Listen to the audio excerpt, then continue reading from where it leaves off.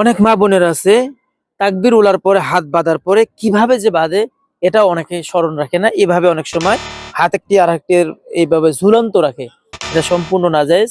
আমরা সঠিকটা দেখাই দিচ্ছি। এরপরে আপনি কিভাবে সূরাগুলো মিলাবেন তাও আমরা দেখাই দেই। অনেকে সূরার শুরুতে বিসমিল্লাহ বলতে হয়, তা জানে না, আমরা দেখাই দিচ্ছি।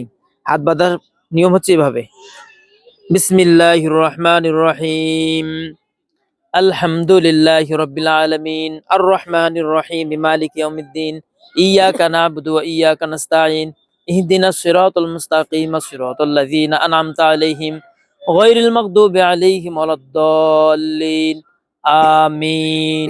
এভাবে আমিন বলতে হবে। এরপরে বিসমিল্লাহ বলতে হবে।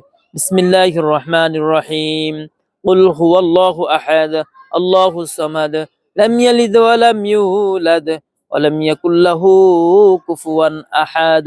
এভাবে যদি আপনি করতে পারেন, আপনার সঠিক তরিকায় নামাজ পড়া হবে।